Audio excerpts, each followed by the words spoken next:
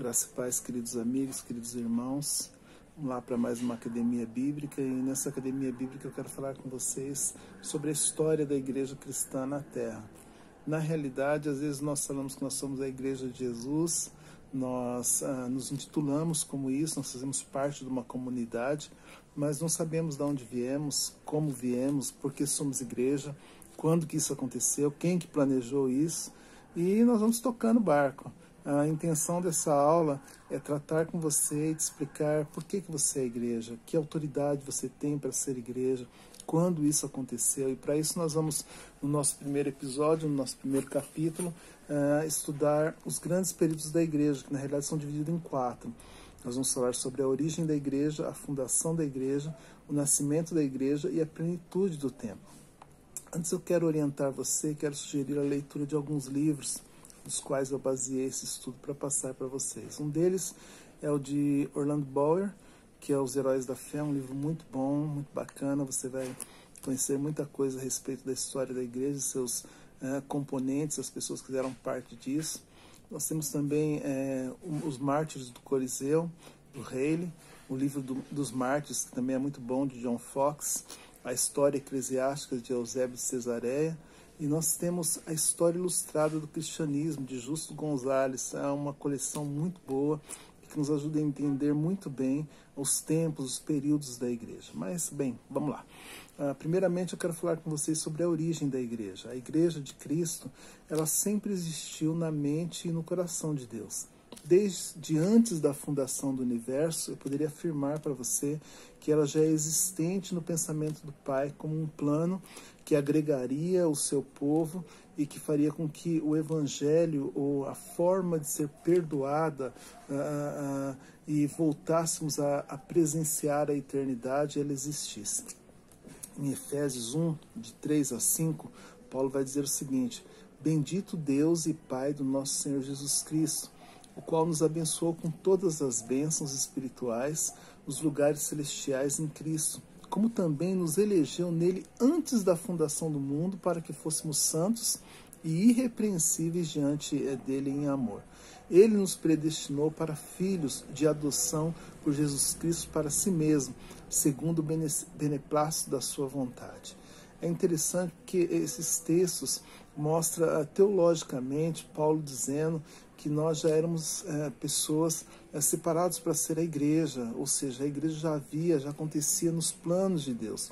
O apóstolo Pedro, quando escreve a igreja de Galácia, da Capadócia, da Ásia e da Bitínia, ao falar sobre sermos resgatados pelo sangue de Jesus, ele vai dizer o seguinte: o qual, na verdade, em outro tempo foi conhecido ainda antes da fundação do mundo, mas manifestado nesses últimos tempos por amor de vós. 1 Pedro 1, versículo 20. O fato é que a igreja de Jesus e o plano de salvação, eles estavam traçados por Deus desde o eterno tempo passado, ou seja, desde antes das coisas existirem.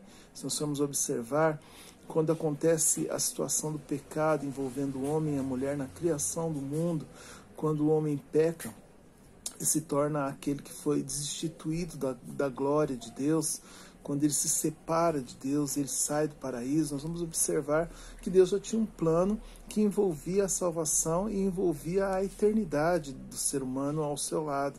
E esse plano havia nome, esse plano era sermos lavados pelo sangue de Jesus e nos tornarmos a igreja de Jesus aqui na Terra. Foi a forma do Evangelho alcançar toda a humanidade através de um povo. Dentro desse contexto, e considerando Israel ser o povo escolhido por Deus para, através deste povo, trazer ao mundo o Filho de Deus, nós vemos aí entrar a igreja em cena. E nós poderíamos dizer que seria uma forma de manifestar-se um novo povo de Deus. Agora não um povo que seria com um tempo limitado dentro da terra, mas um povo que alcançaria a eternidade pelo sacrifício de Jesus, que é eterno. Então nós vamos ver que esse povo, ele surge ali do antigo povo. A igreja ela vai surgir dentro do ventre ou dentro da concepção do povo judeu. A princípio, a igreja ela era até considerada uma seita do judaísmo. Atos 24, 5 e 28 e 22, ela vai nos fazer entender que houve uma sobreposição. Então, havia um povo de Deus, esse povo era Israel, que havia sido escolhido para, de uma certa forma, fazer com que a igreja viesse a acontecer, com que Jesus viesse ao mundo. E a partir de então, nós vamos observar que não vai existir nenhum homem, nenhuma mulher salvo, a não ser que seja pelo sacrifício de Jesus, a não ser que seja pelo sangue de Jesus derramado na cruz do Calvário. A igreja ela é formada, como eu já disse para vocês, dentro do ventre de Israel. Embora a igreja nasça num contexto relatado em Atos 2, quando nós vemos ali o Pentecostes, ela já estava em formação desde o nascimento de Jesus, há 33 anos atrás. Então Jesus chega no mundo e aí nós começamos a ver o propósito, a formação da igreja acontecendo. Assim, então, os dois, Israel e a igreja, eles são distintos. Muito embora ambos são chamados de povo de Deus em seus tempos, eles são povos distintos e com funções definidas biblicamente. É possível dizermos que a igreja ela distingue-se de várias formas de Israel. Primeiro, ela é o corpo de Cristo neste mundo. Então, ser igreja é ser o corpo de Deus, é o corpo de Jesus neste mundo. Portanto, ela depende de Jesus para ser o que é. Sem Jesus, a igreja não existe. Sem Jesus, o corpo, a igreja, ele não tem como vir à existência. Seus símbolos, o batismo e a ceia, eles são baseados no evento realizado uma vez para sempre na morte de Jesus. Ela não é uma ação paliativa, mas ela é definitiva na questão do pecado.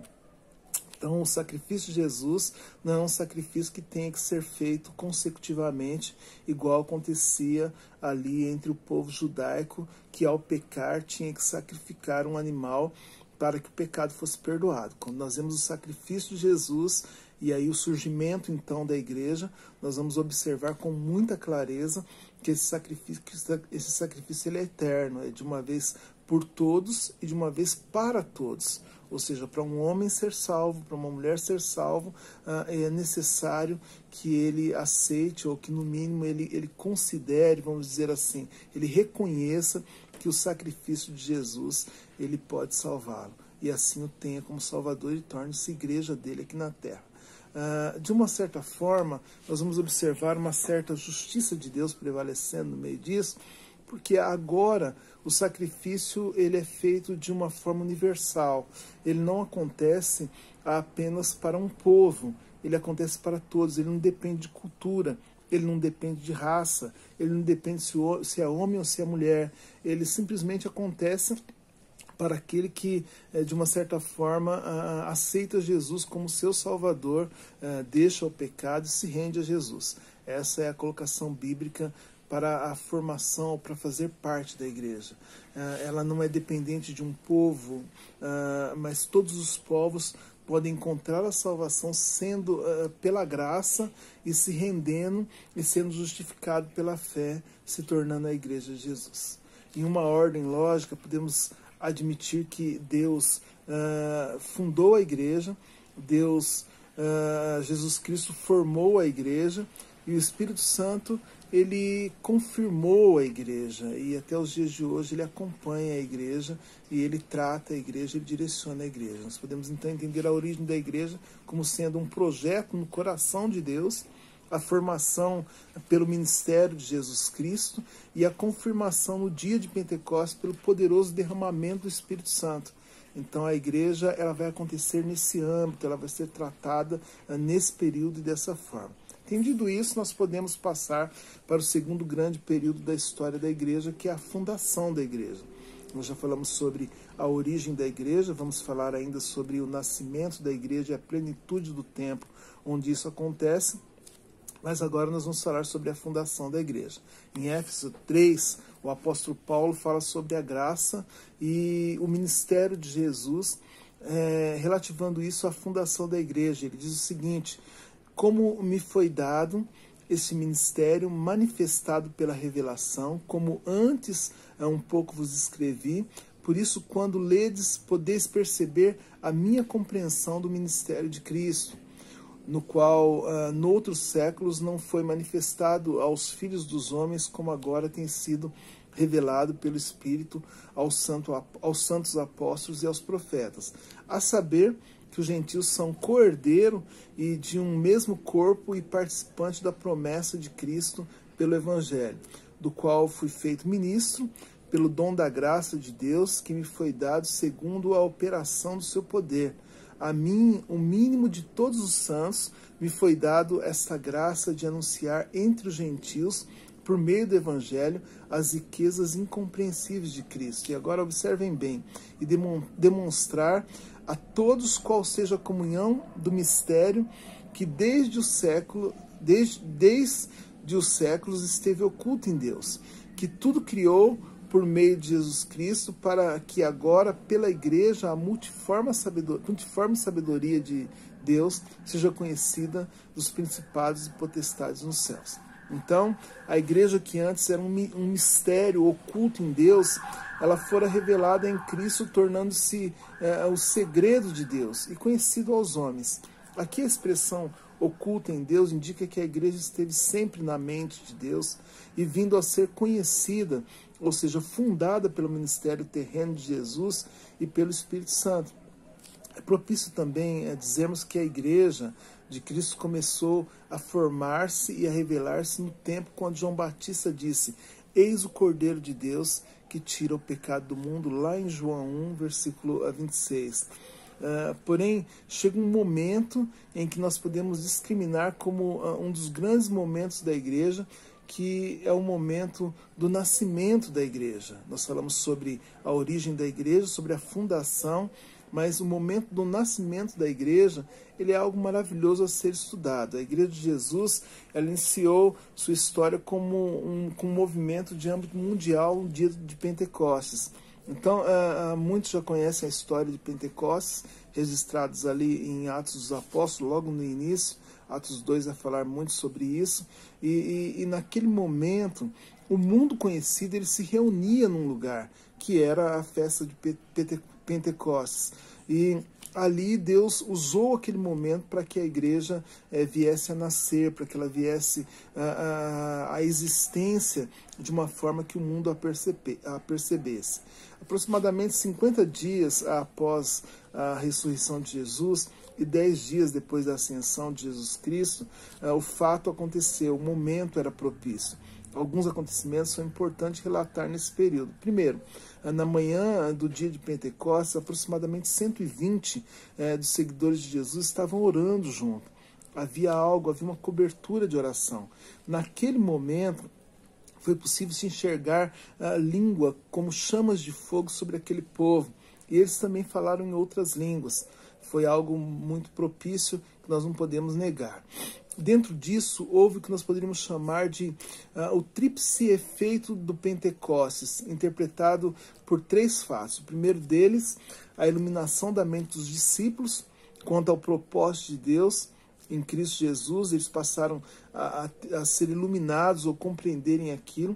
A compreensão de que o reino não era político mais, então era um reino espiritual, era um reino eterno, conforme Jesus havia predito, quando ele fala assim, o meu reino é eterno, em João 18:36, conforme ele ensinou os próprios discípulos a buscarem, a orarem, dizendo, venha o teu reino. Então, a partir daquele momento, eles compreendem que o reino que Jesus havia tratado e que estava tratando, não se tratava mais de uma questão política ou governamental na terra, era um reino eterno. E o entendimento de que deveriam estar totalmente na dependência do Espírito Santo. João 14, 16 a 27, Jesus já havia predito o seguinte: eu rogarei ao Pai que envie o Consolador. Então, a partir de Pentecostes, nós vamos entender que a Igreja ela é totalmente dependente do Espírito Santo. É nesse contexto que nasce a Igreja de Cristo. É importante dizer que era um período de incertezas, um período de crise, de ansiedades a respeito do que acontecia naquele momento, e que o povo, o que eles chamavam, o que eles clamavam, o desejo do povo é que houvesse uma intervenção divina. Então nós vamos ver que nós estamos no período do Império Romano, e naquele período havia uma situação delicada, e o povo, de uma certa forma, já esperava que houvesse uma intervenção divina. Então, dessa forma, o cristianismo ele foi até aceito, porque havia essa compreensão por parte de algumas pessoas. O que nos fala também a entender o quarto e grande período da história da igreja, que é a plenitude do tempo, citado por Paulo na carta à igreja da Galácia, em Gálatas 4, versículo 4, quando ele diz assim: mas vindo à plenitude dos tempos, Deus enviou seu Filho, nascido de mulher, nascido sob a lei. A Palestina, onde o cristianismo deu seus primeiros passos, ocupava uma posição geográfica privilegiada, pois ela ocupava uma área onde era a encruzilhada das grandes rotas comerciais, que uniam o Egito, a Mesopotâmia, a Arábia e a Ásia Menor. Vamos vamos entender isso através de um breve resumo do começo da história, voltando um pouquinho ao tempo atrás. Então, muito tempo atrás, a Palestina ela chamava-se Canaã, onde os cananeus dominavam a região por mais de 1000 anos. Nós vamos ver também Canaã dentro da história de Abraão. Nos tempos de Jesus, a Palestina fazia parte do Império Romano. Roma havia conquistado dos gregos a Palestina. Os árabes e os muçulmanos eles invadiram essa região no século VII depois de Jesus, e eles dominaram isso até o século XX. Então nós vamos ver que a história mostra um território bem disputado. Canaã ela foi a terra prometida por Deus a Israel e toda a sua descendência. Vocês vão observar lá que quando o povo está no Egito, e Deus chama Moisés para livrar o povo e levá-lo a adorar no deserto, já havia a promessa de uma terra para aquele povo. E essa terra ela é distribuída quando Josué ele conquista a terra prometida, e ele divide a terra com o povo, com as tribos que eram as tribos de Israel, as tribos dos filhos de Jacó. Essa terra é o lugar onde aconteceu a história do povo de Israel. Então ela é muito importante, é uma terra boa, é uma terra que nos antigos escritos ela fala que ali manava leite e mel. Ali nessa terra aconteceu todos os episódios, né? Toda a época do povo judeu, dos filhos de Israel, das tribos de Israel. Ali nós vamos ver o contexto dos profetas, os grandes profetas de Deus, os reis, os juízes. Ali aconteceu muita coisa, até que o povo cai, o povo de Israel ele cai depois ali da separação dos reinos, onde vai acontecer o reino do sul e o reino do norte, Judá e Israel. Eles são divididos e eles são subjugados, ou eles caem diante do domínio babilônico. E nós vamos observar que essa história vai mostrar uma grande disputa por aquele pedaço de chão. Por isso nós vemos na história descrita no Velho Testamento essa área ser tão cobiçada, sendo até mesmo invadida pelos seguintes impérios, né? Então a região ela foi visitada há 450 anos antes de Cristo por Heródoto, e em um dos seus escritos nós vamos encontrar a primeira vez que aquele local é chamado de Síria, ou Síria Palestina, ou Síria Filistina. Então, por ali nós vemos que se trata do mesmo território. Outro detalhe é que no outono de 333 a.C., o rei da Macedônia, então o Alexandre o Grande, ele derrotou o povo persa de Dario III na Batalha de Isso, o que representou a integração da Palestina ao Império de Alexandre. Importante mencionar que o Império Persa já havia conquistado o território quando conquistou o Império Babilônico, de Nabucodonosor. Foi nesse tempo, nós já falamos um pouco sobre isso em um outro estudo que eu coloquei sobre a Páscoa, depois eu vou deixar na descrição para que você possa assisti-lo também. Foi nesse período que Daniel profetizou a ascensão dos 3 novos impérios, finalizando com a ascensão do reino messiânico. Então ele fala sobre o Império Babilônico, onde ele estava presente, da transição que seria o Império Medo-Persa, Depois ele vai falar da conquista do Império Grego, que nós acabamos de falar, de Alexandre o Grande, e depois do Império Romano. Quando ele fala sobre o Império Romano, ele profetiza que haveria um reino e que esse reino, de uma certa forma, ele esmiuçaria ou destruiria os outros reinos. E seria um reino eterno. Quando ele fala sobre isso, ele está falando sobre o reino messiânico ou o reino de Cristo, que já era esperado. Na realidade, quando nós vemos ali a reconstrução do muro, no tempo de Neemias, nós vemos já uma expectativa do povo de que o Messias viesse rápido. Isso demora aproximadamente 400 anos até que nós começamos a ver os vislumbres da história, com João Batista falando sobre o Cordeiro de Deus que tiraria todo o pecado do mundo. Então, com a morte de Alexandre o Grande, em 323 a.C., os generais de Alexandre disputaram entre si o domínio do império. Então, a Palestina e a Síria, elas caíram sob o controle de um desses generais. O nome dele era Ptolomeu, que formou um reino independente lá no Egito. Em 301 a.C., na Batalha de Ípso e na Frígia, uma coligação dos antigos generais derrotou Antígono, outro general de Alexandre que se preparava para reunificar o império. Ptolomeu, ele pertencia a uma coligação vencedora, mas o fato de ter chegado tarde na batalha seria utilizado por Seleuco, por Nicator, para contestar a dominação de Ptolomeu sobre a Síria. Essa disputa estaria na origem de uma série de conflitos entre o reino de Ptolomeu e o Império Seleuca e as guerras da Síria. Por volta de 200 anos antes de Cristo, a Palestina, aquele local, ele passou para o controle dos Seleucas. Em 186 a.C., o reino seleucida perdeu a guerra contra Roma, o que teria como consequência também a perca daquele território e da Ásia Menor. A língua predominante naquela época era o grego, era de domínio helenista, uma língua universal, apesar do Império Romano ser dominante. De certo modo, o Império Romano era um governo pacífico e próspero, e ele tinha como estratégia conquistar os lugares, mas instituir lideranças nativas que fosse conveniente a ele. Então, aquilo facilitava a maneira dele dominar. Ele dominava de longe, ele tinha controle de tudo, mas ele escolhia pessoas que faziam parte do território. E aí se tornava fácil eles fazerem isso por conta das estradas que foram construídas durante esses 400 anos, durante as vias de acesso. Então eles acabaram tendo um território bem próspero, e esse domínio romano durou por muito tempo. Foi um dos maiores impérios que aconteceu sobre a Terra. Apesar de haver muitas religiões e filosofias, a política dos romanos era em geral tolerante em relação à religião e os costumes dos povos conquistados. Eles não mexiam muito nisso, eles simplesmente exerciam o domínio, mas não mexiam muito com essa questão cultural.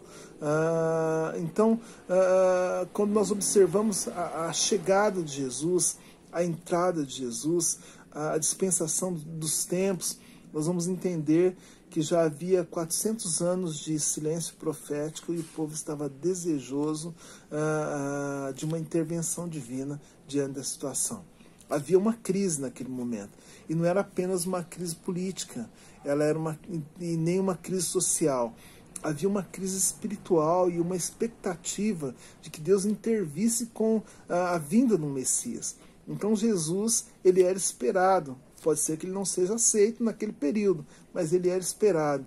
Havia a expectativa de um Salvador que intervisse na história, e que é respondida no momento em que João Batista aparece, e ele diz a seguinte frase ao ver Jesus: eis o Cordeiro de Deus que tira o pecado do mundo. Eu gosto da versão Reina Valera, uma versão que ela foi espanhola e muito usada no período da Reforma.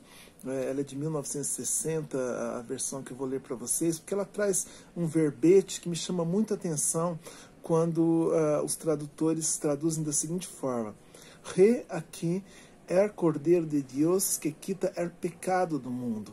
João 1, 29. A impressão de que nós temos quando nós vemos essa palavra quitar o pecado do mundo é que havia algo para ser quitado. Havia uma dívida onerada pelo pecado do ser humano e que ela surgira pela quantidade ou pela insistência no pecado, mas que agora, no meio de toda essa história, surgiria alguém, ou surgiu alguém, João Batista fala sobre isso, disposto e que tinha possibilidades de pagar ou de quitar o pecado. Essa versão ela foi trazida por Cassiodoro de Reina e revisada por Cipriano Valério em 1862, e é muito interessante porque historicamente nós vamos observar que essa é a intenção do texto. Um Cordeiro de Deus que paga pelos nossos pecados e, consequentemente, tira todo o pecado do mundo. A situação presente na época do Império Romano e a apresentação feita por João Batista referente a Jesus, ela nos mostra que o mundo estava pronto para a recepção de uma nova religião. Ele estava clamando por um direcionamento espiritual e por uma liderança como a liderança de Jesus. Uma liderança que não era exclusiva, mas ela era inclusiva. Ela não colocava pessoas para fora, ela trazia para dentro aquele que era pecador e mostrava que era possível uma vida debaixo do perdão do pecado através de Jesus. Esse era o reinado messiânico acontecendo na terra e o surgimento da igreja.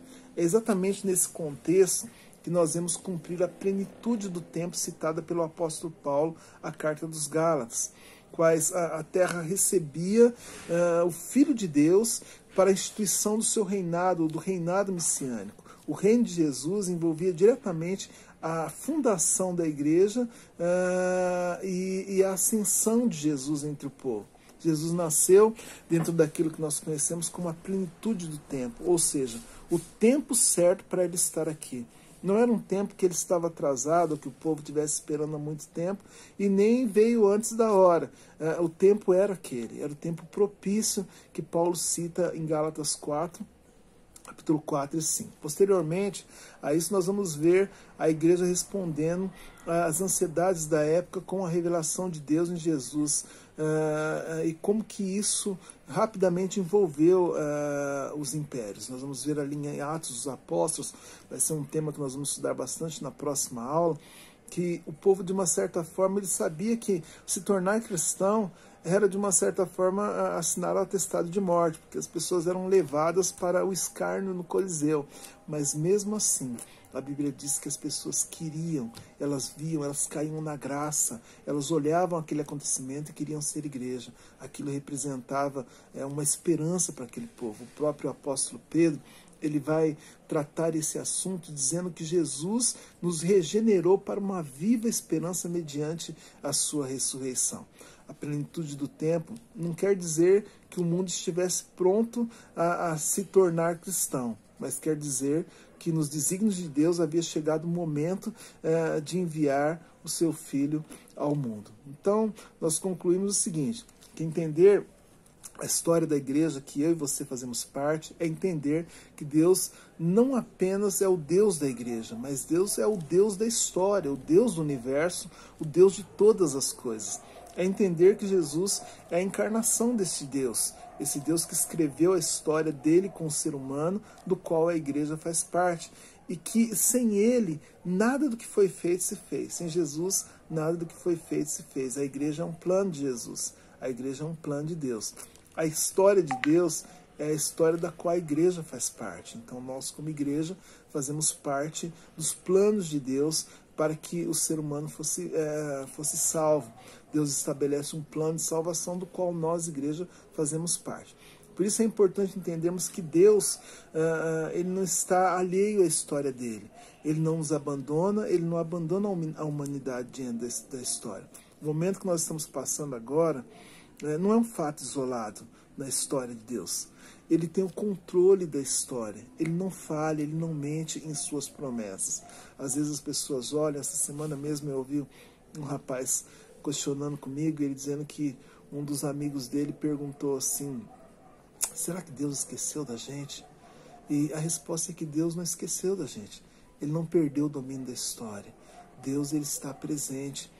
Nós fazemos parte da história e eu posso afirmar para vocês, nós estamos fazendo parte de um período muito especial da história de Deus e como igreja nós somos preparados por isso, ou preparados para isso.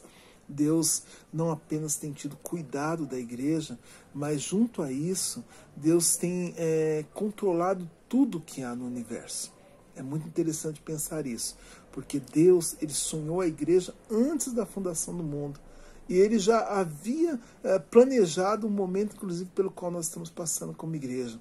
Deus enviou Jesus para instituir essa igreja, para que isso acontecesse. E depois enviou o Espírito Santo para que a igreja fosse cuidada por ele. Deus tem cuidado da igreja. Deus tem zelado a igreja e tem zelado a história da igreja.